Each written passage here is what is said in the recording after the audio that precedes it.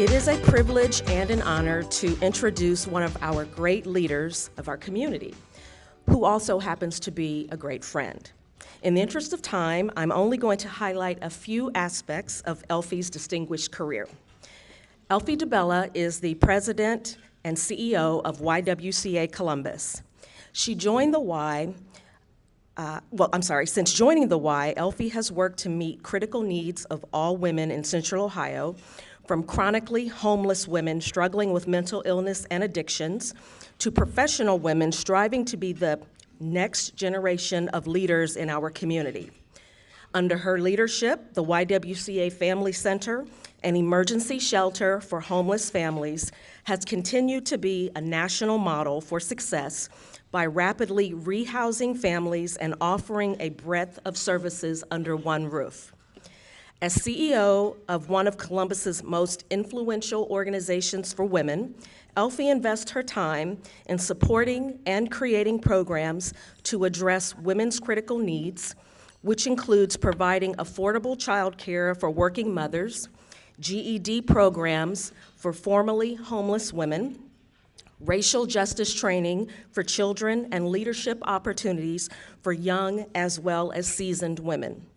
She has received numerous awards of recognition for her leadership in the community and has no plans of slowing down anytime soon. Again, to introduce to some and present to others a dynamic woman who is having a positive impact in Central Ohio, Elfi DiBella.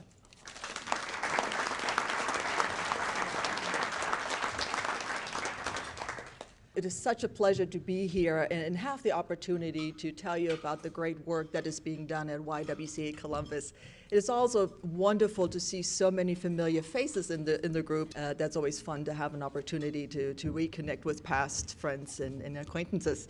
I'm also joined today by Faith Williams, our VP of Programs, as well as Terry Faduba, who is our Vice President of Engagement and Development.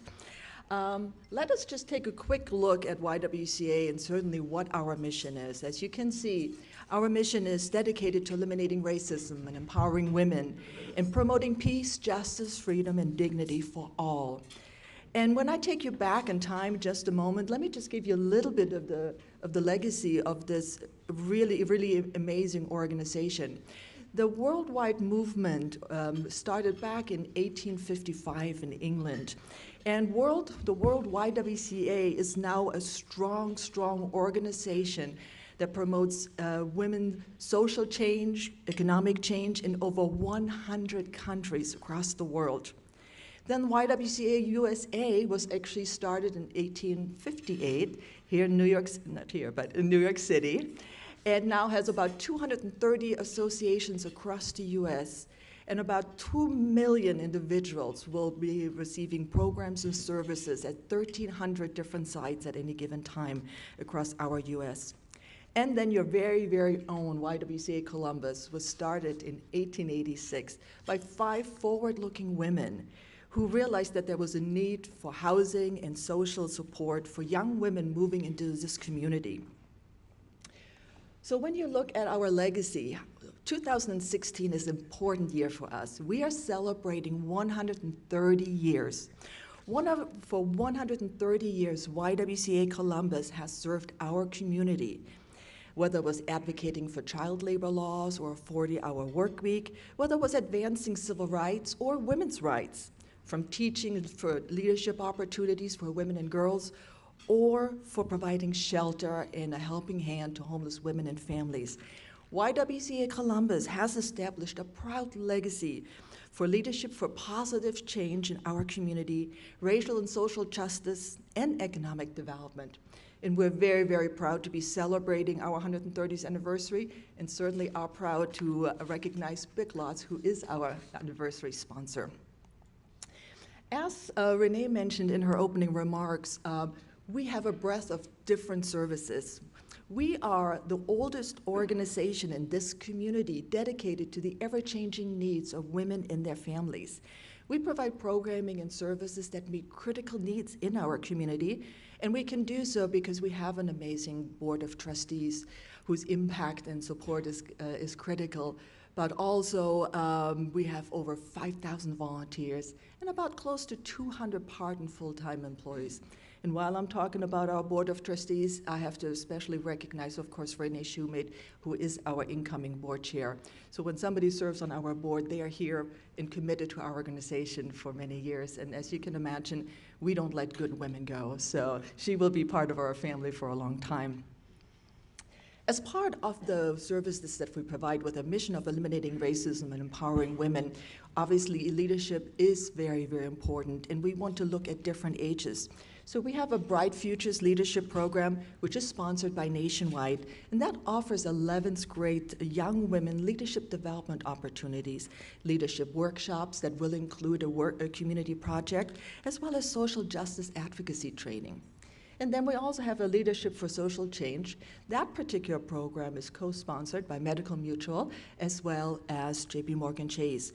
And that is a new program. This is our inaugural year because we wanted to replace it of our Gen Y program because now we want to work with the millennials. And this program works with young women, and we provide them, once again, leadership and social justice advocacy training to make positive social change happening in our community, and it's based on the principles of equity and support and justice for all. Once again, harking back to our mission, our programs and services are really based heavily on our mission, of course, which only makes sense. Our YWCA Columbus has been an advocate for social justice for 130 years. And this was often done in response to other things going on in our community. We've always had a particular focus on eliminating racism work, and that is a goal for us in everything we do every day. Because of the racial currents going on within our country at this point, we started the Safe Conversations About Racism series. And that's an opportunity for individuals to come together and talk, listen, and hear about current topics by two qualified facilitators who will also share historical background, but also personal experiences. It's very powerful, and I invite all of you to be part of them. And then, of course, we have other kinds of programs that have to do with our social justice programs. We were celebrating our civil rights legislation turning 50 in 2015, when we also partnered with a national coalition of 100 Black women. And that was an opportunity to host a discussion with elected officials and talk about and hold them accountable for promises made while running for office, and talk about policies and practices. It was a very, very powerful coming together. And we work a lot with our child care program because it is important that we educate our young ones too. And we educate about personal bias and social norms because those can be prohibitive in embracing and seeing the strengths in diversity. And we do this in our child care program. We have a Race Against Racism curriculum. We do it with our staff. We do it with our Board of Trustees. And when we're in a time like right now when a lot of people are paying attention to racism, I invite all of you, just like we have, to take a look at having a discussion about your personal biases and have it be top of mind. And certainly as you evaluate your organization and see how people of color are faring, because we know there's a lot of research that shows how beneficial it is to have a diverse workforce, because there's so many benefits in that. So I encourage you to be part of that important step. Another important part of our organization is our child care program that I just mentioned. It is before and after school child care, where you have affordable and high quality child care at 17 different sites in New Albany and Gahanna. And what is wonderful about that particular program, not only is it the quality of service that is being provided for these young ones along with support with homework and you name it, but it is also generating 1/3 of our revenue. And as business individuals, you know how important it is that we not only raise money from you and many others, but also that we are able to generate revenues for other streams. Many of you are familiar with our YWCA Family Center. Many of you have served dinner there, and I'm very, very thankful for that. It's in emergency shelter. It is a national model, and we provide emergency shelter and food for homeless families in our community, and we also give them the tools needed to find permanent housing. If you have not had a tour of that family center, I encourage all of you, we would love to have you be out there. But our team members and our staff out there really make it a point to have 24/7 case services. We meet the families where they are. We develop a goal plan, and we give them all the tools they need to move on eventually into their own housing. When you think about that, we cannot do that on our own. We have many, many collaboration, whether there was nonprofit partners or with many for-profit organizations. We have an amazing legal clinic that we do every 3 weeks. We have a partnership with COWIC, Children's Hospital, you name it. We provide a lot of services to these very, very vulnerable families. We serve 3 meals a day, 365 days of the year, and every dinner is paid for and served by volunteers. So I thank you once again for those of you who've done it. That is a savings of about $200,000 to our bottom line. And because of all these wonderful collaborations and a hard team that's practiced and patient and passionate about their work, more than 55% of all the families who come into our program will leave within 20 days to find their own permanent housing. When you look at the national average rate of 74 days, that is pretty tremendous. But let's take a look at the families that we serve. And you may wonder what brings a family to our family center, what makes a family homeless. Every family has a different story, whether it's their job that they lost, whether it's a company that downsized, whether it's that one medical bill that sent them over the brink, and they end up losing their income. They will lose their housing. They move in with friends and families once their resources are depleted. And then there comes that time where they come to us. And so when you look at our families, what is striking is that 93% of the head of household is declared as a female. So even if there is another partner, whether it's a male or different, it's always the woman that tends to be the head of household. And out of that 93%, 54% are single mothers. And so you know where the challenges can arise, because you have a large population of women who are homeless, but then we also know that they are behind in getting an equitable rate compared to their male counterparts. So you have a lot of challenges that our women, our mothers have to overcome. We also have a striking growing population of young parents that are 18 to 24-year-olds. And so we really are keeping an eye on that. And we have a lot of children at the family center. But when you look at the annual income that our families have, $9,570, and then you take a look at where they can go in our community. As I'm sure you know, we need more affordable housing. Looking at a minimum wage in Ohio, in Columbus, $8.10. You know, you can make do the math when you look at a two-bedroom apartment. The average rate for that is about $840 a month. And so there are a lot of challenges that our families have to overcome. And as we look to work with them, we don't do any work for them, but we give them all the tools that they need to move on. We're a benefits bank, so we have an opportunity to connect them to services, but we truly just make sure that they have all the tools so they can move on. And that's what made us, and has made us, this national model. Another big important part of our family center is our safe and sound child care, as well as our kids club. What is important is that the families, that the parents are out in the community. If they have a job, they need to be working. If they're looking for housing or looking for a job, they need to be out and about. And they need to know that their children, their little ones, are taken care of. So we have a wonderful child care program where we do that, so the parents can be out and about and make that happen. We also have a fantastic relationship with Columbus City Schools Project Connect. And it's an opportunity for all the children, no matter what age or no matter what school of origin, to be part of their original school. The school buses come and pick them up, and that is great, because when the families come to us, there is so much stress in their lives. And these little young ones, when they're school age, they just need that piece of normalcy. They need to know that when they're at schools, their friends don't know that they're homeless, and that is critical, especially when you think about the way we used to run our homeless family shelter before we built the family center 11 years ago, where we had one room downtown, and every night all the women and all the families would be outsourced to different individuals or churches and synagogues. And it was an opportunity to really treat our families with dignity and build that family center. And that was the community coming together to make that happen. So we're very excited about the process and the project, and certainly the national status that we have. Our women's residency program is another important part of our women's YWCA work. When you look at our women's residency, what you're looking at here is the supportive housing to formerly homeless women. 100% of them will be struggling with mental illness. There may be some substance abuse or physical disability. And we empower these women by giving them on-site service. Once again, it's 24/7 support, casework, like career counseling. We help them get their GED. We have mentoring programs. We have art classes so they can overcome their challenges. And with the help of all these support components, we help them find jobs and stabilize. After an average stay of about 2 years, our women will move on into their own housing where they can be economically self-sufficient again, which is critical for these women.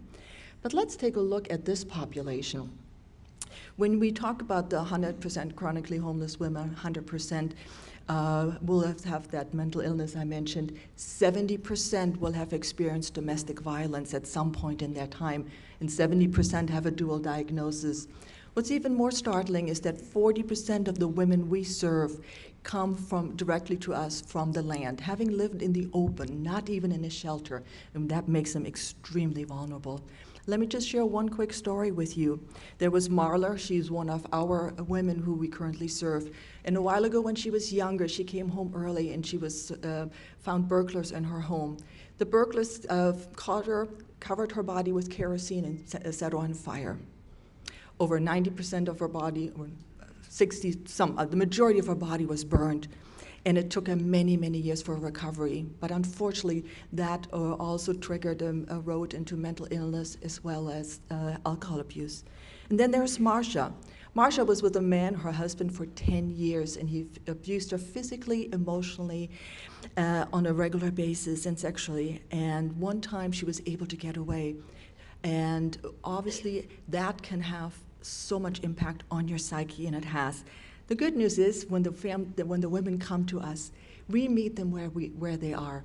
And in this case, Marcia stabilized. She's able to go to Columbus State Community College now, and she knows that she is in a safe place with our YWCA Women's Residency Program. We have our wonderful historic Griswold building, and many of you are familiar with that. I know I talked to some of you about it. It was built in 1929, and it has been our administrative headquarters ever since. And it has been the building place for many different other organizations who were part of that, and they moved on to be their own organizations, but it's always been the YWCA Griswold building. And it's exciting there, what we're doing there right now. It's over 90-year-old building. It is a historic building. And we're currently undergoing a massive renovation. And many of you are supporters of that campaign, and I thank you for that. And the reason we decided to have a renovation happen is because these women were living with us in really uncomfortable situations, and we wanted to have an opportunity to really provide them with the life skills that they need, to really assure them the dignity that they need to have when they move on, but also to have the life skills. So we undertook, in addition to renovating the rooms for our women residents, but also the idea of restacking our building so it can be cost effective, but also have opportunities to generate more revenue, once again to offset the component on how we raise our funding.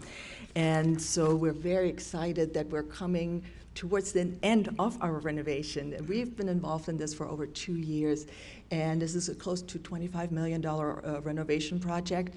10 million raised from the community, and 15 were part of government grants, as well as historic and federal and state historic tax credits, as well as for low housing income tax credits. But what you see here is we're moving from these dorm-style looking rooms, 126 square footage dorm-style looking rooms, to these units that will have a little kitchenette, that will have a little bathroom, and really have an opportunity to provide the life skills that our women need for when they move on. What's exciting about that, when you renovate a historic building, for many of you that's something familiar, certainly Bob knows about that, and it's an opportunity to be very creative. And so when we look at some of the features that we have in our Griswold building.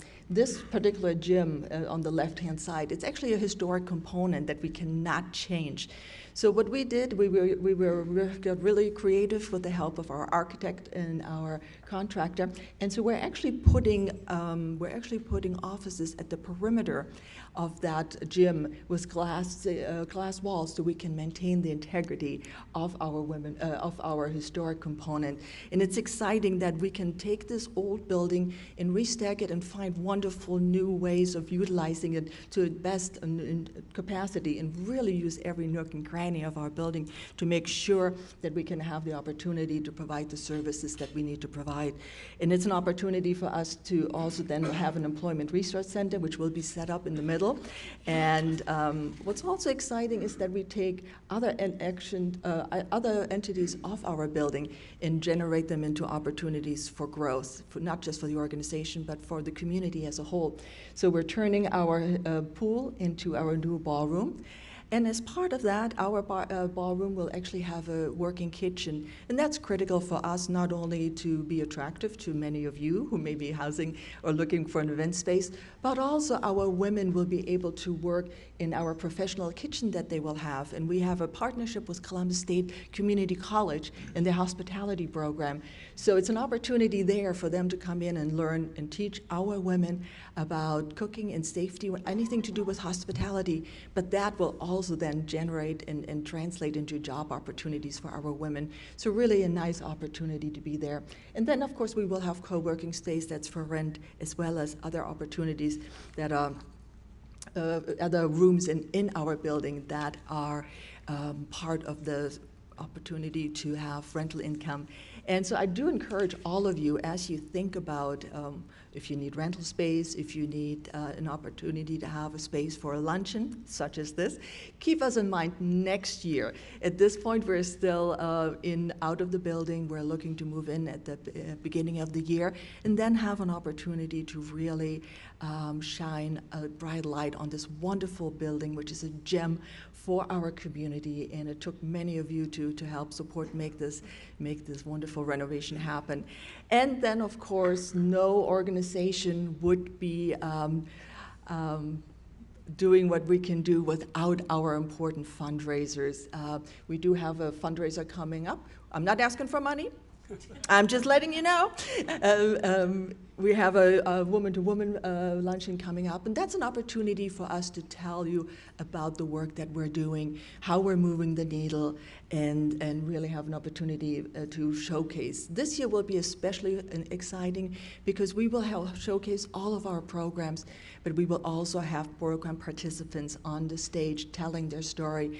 And you know, some of the women, some of the families we serve, they have challenges, but it's a wonderful opportunity for them to overcome their challenges. Just as we look at our women's residency program, that's why we do a lot of work with our women there in the realm of art, because they need to have an opportunity to overcome their issues and their challenges, and so they can be ready to move on. The same as our family center, and we need to give our families there, our homeless families there, we need to give them the tools to move on, and it's a critical part of this community. It is the same for our leadership programs or our child care areas. A lot of critical work is being done, and we couldn't do it without supporters like you, without an amazing board of trustees, without the passion and hardworking team members that we have. The mission of eliminating racism and empowering women is part of their DNA, and we couldn't be doing what we are and have the great reputation that this organization has without them. So that is the YWCA in a nutshell, and I do want to thank you for the opportunity to be here. I want to thank you for all you do, and most importantly, I appreciate so much your service above self component. That is critical, and I think for those of us who are in the nonprofit world, that's why we do what we do. It is hard work, but it's also very rewarding to be able to see how lives are being changed. And that's what Columbus has always been great about. We come together in our community, whether it's with our nonprofits, with our for-profits, with our elected officials, to really make change happen. And so it's exciting that I can stand here today and talk to you about our work. and what we have done for the last 130 years, and what we're looking to do for the next 130 years. It's exciting to know that we will take a leading role in making this community a better place, whether it's with our social justice work that we're looking to increase, whether it's with our housing, or whether it's with our empowering a vulnerable population. This is, like you, I'm sure our organization has to always think, how do we maintain relevancy? How do we grow? How do we touch more lives? And at this point, we are critical to this community. We may someday be able to say, all our hard work is done. But until then, we are proud to be providing critical programs and services to this community because we know we are making a profound difference in the lives of many. I'm more than happy to answer any questions that you may have. And once again, I thank you for your past support. I thank you for the opportunity to be here.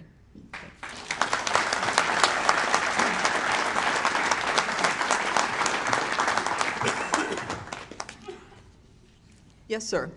I may have missed it. What's the capacity of the lunchroom? That's a great question. We're looking at about 180 to 250 individuals, depending on how we set up the configuration. But it will be fantastic. And for those of you who are looking to get married or might know somebody who wants to get married, we will have a beautiful new ballroom with 2 gorgeous staircases coming down. And you can see the visual right there, great pictures. So please keep us in mind, it's a great opportunity. It'll be very versatile with different screens and so forth. Yes, sir. Do you work with the school system to try to educate the young folks as to how they can avoid getting into trouble in the first place? We do have a lot of collaborations in many different levels, whether it's with the school system, whether it's with different nonprofit organizations. It's hard to touch, to teach young ones how to stay out of trouble. I don't think there's the answer for that necessarily. A critical part, of course, are the parents, and how do you keep the parents engaged. While we don't have anything specific, we do a lot of collaborations in our community, whether they're with the different school systems, the ones that we support with our child care program, or whether it's us coming together, whether it's nonprofits who work in that arena and we partner with them and support them. So we try to do as much as we can do. You mentioned the housing you provide for your family center. Do you have collaboration with some other organizations that do a similar mission, such as Homeless Families Foundation or Columbus Metropolitan Housing Authority? Absolutely, and I appreciate the question. We collaborate with many different nonprofits and organizations like that. When I look at CMHA, Columbus Metropolitan Housing Authority, they're critical to our renovation because they are helping us with the voucher component that we need for our women to stay with us, the Section 8 voucher component. And of course, the CMHA is a fantastic supporter and gives us a lot of guidance. In regard to Homeless Families Foundation, other partners would be Salvation Army, Friends of the Homeless, I guess they don't exist anymore, Volunteers of Salvation Army, Volunteers of America, and Homeless Family Foundation are critical partners to us. Of all the families that we serve throughout the year, a certain number of our families will go on to those organizations who then provide them with housing and additional supportive services. While I talked about the market rate of our 2-bedroom apartments, the majority of our families now unfortunately have to go to market rate apartments, but many of those 3 organizations in particular we partner with on a regular basis. We partner with the YWCA, we partner with Mary Haven, and formerly Amethyst, who is now part of Lutheran Elvis House, by providing different services and programs, not only for the families that we serve, but also for the women's residency program. What's great about our community, which is what I mentioned before, there are a lot of wonderful nonprofit organizations in this community, and they do a lot of good work. And so we couldn't do what we're doing. We couldn't have the success rate we have, would it not be for our other nonprofits who step up to partner with us. Elfi, thank you so much for the presentation.